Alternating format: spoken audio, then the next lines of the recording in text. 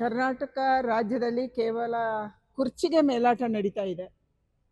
ಯಾರು ಮುಖ್ಯಮಂತ್ರಿ ಆಗಬೇಕು ಮತ್ತು ಯಾರು ಮುಖ್ಯಮಂತ್ರಿಯಿಂದ ಇಳಿಬೇಕು ಮತ್ತು ಹೇಗೆ ಉಳಿಸ್ಕೋಬೇಕು ಇದರ ಬಗ್ಗೆ ಚರ್ಚೆ ನಡೀತಾ ಇದೆ. ನಾನು ನಿಮಗೆ ಕೇಳ್ತೀನಿ, ಯಾವುದಾದ್ರೂ ಒಂದು ಜಿಲ್ಲೆಗೆ ಮುಖ್ಯಮಂತ್ರಿಗಳು ಮತ್ತು ಸಂಬಂಧಪಟ್ಟಂತ ಸಚಿವರು ಬಂದು ರಿವ್ಯೂ ಮೀಟಿಂಗ್ ಮಾಡ್ತಿದ್ದಾರಾ? ಹಿಂದೆ ಯಡಿಯೂರಪ್ಪನವರು ಇದ್ದಾಗ ಕಲಬುರಗಿ ಅಂತ ಜಿಲ್ಲೆಗೆ 44 ಬಾರಿ ಪ್ರವಾಸ ಹೋಗಿದ್ರು, ರಿವ್ಯೂ ಮೀಟಿಂಗ್ ಮಾಡಿದ್ರು ಮತ್ತು ಉತ್ತರ ಕರ್ನಾಟಕದ ಅಭಿವೃದ್ಧಿ ಬಗ್ಗೆ ಯೋಚನೆ ಮಾಡಿದ್ರು. ಇವತ್ತು ಯಾವುದೇ ಜಿಲ್ಲೆಗಳಲ್ಲಿ ಕೂಡ ರಿವ್ಯೂ ಮೀಟಿಂಗ್ ಆಗ್ತಾ ಇಲ್ಲ. ಯಾವ ಡಿಪಾರ್ಟ್ಮೆಂಟು ಹೇಗೆ ನಡೀತಿದೆ ಅನ್ನುವಂಥದ್ದನ್ನು ಕೇಳೋರಿಲ್ಲ.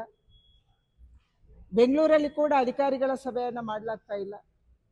ಇದರ ಪರಿಣಾಮವಾಗಿ ಎಲ್ಲ ಇಲಾಖೆಗಳು ಕೂಡ ಸತ್ತೋಗಿದೆ. ಇವತ್ತು ಶಿಕ್ಷಣ ಇಲಾಖೆ ಹೇಗಿದೆ, ಆರೋಗ್ಯ ಇಲಾಖೆ ಹೇಗಿದೆ, ಇದನ್ನು ನೋಡಿದರೆ ನಿಜವಾಗ್ಲೂ ನಮಗೆ ಭಯ ಆಗುತ್ತೆ. ಯಾಕಂದರೆ ಆರೋಗ್ಯ ಸಚಿವರು ನಿಜವಾಗ್ಲೂ ಏನು ಮಾಡ್ತಿದ್ದಾರೆ ಅಂತ ನಮಗೆ ಅರ್ಥ ಆಗಲ್ಲ.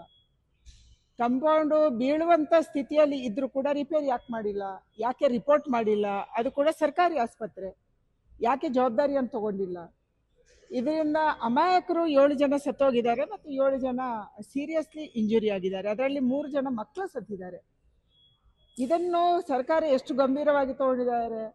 ಉಸ್ತುವಾರಿ ಸಚಿವರು ಹೋದ್ರು, ಫೋಟೋಗ್ರಫಿ ಮಾಡ್ಕೊಂಡ್ರು, ಬಂದರು, ಸೋಷಿಯಲ್ ಮೀಡಿಯಾದಲ್ಲಿ ಹಾಕ್ಕೊಂಡ್ರು. ನಿಜವಾಗ್ಲೂ ಬೆಂಗಳೂರಿನ ಅಭಿವೃದ್ಧಿ ಬಗ್ಗೆ ಮತ್ತು ರಾಜ್ಯದ ಅಭಿವೃದ್ಧಿ ಬಗ್ಗೆ ರಾಜ್ಯಕ್ಕೆ ಎಷ್ಟು ರಾಜ್ಯ ಸರ್ಕಾರಕ್ಕೆ ಸೀರಿಯಸ್ನೆಸ್ ಇದೆ ಅಂತ ನಮಗೆ ಅರ್ಥ ಆಗ್ತಾ ಇಲ್ಲ. ಕೇವಲ ಮೊದಲ ದಿನದಿಂದಲೇ ಕುರ್ಚಿಗಾಗಿ ಉಳಿಸ್ಕೊಳ್ಳೋದು ಮತ್ತು ತೆಗೆಯೋದು ಮತ್ತು ಹೊಸದಾಗೋದು, ಇದರ ಬಗ್ಗೆನೇ ಚರ್ಚೆ ನಡೀತಿದೆ. ಅದಕ್ಕಾಗಿ ನನಗೆ ಅನ್ಸುತ್ತೆ ಈ ಸರ್ಕಾರ ಪೂರ್ತಿ ಜನವಿರೋಧಿ ಸರ್ಕಾರ ಆಗಿದೆ. ಒಂದೇ ಒಂದು ಇಲಾಖೆಯಲ್ಲಿ ಕೂಡ ಕೆಲಸ ನಡೀತಾ ಇಲ್ಲ.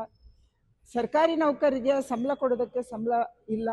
ಇವತ್ತು ನಮ್ಮದೇ ಸ್ಟಾಫ್ಗಳಿಗೆ ಕೂಡ ಸಂಬಳ 15 ದಿನ 20 ದಿನ ಆದ ಮೇಲೆ ಸಂಬಳ ಬರ್ತಾ ಇದೆ. ಇದು ಒಂದು ರೀತಿಯಲ್ಲಿ ಸರ್ಕಾರ ದಿವಾಳಿಯಾಗಿದೆ, ಬ್ಯಾಂಕ್ರಪ್ಟ್ ಆಗಿದೆ. ಈ ಕಾರಣಕ್ಕಾಗಿ ಈ ಸರ್ಕಾರ ಏನೋ ಮಾಡುತ್ತೆ ಅನ್ನುವಂಥ ವಿಶ್ವಾಸ ನಮಗೆ ಉಳಿದಿಲ್ಲ.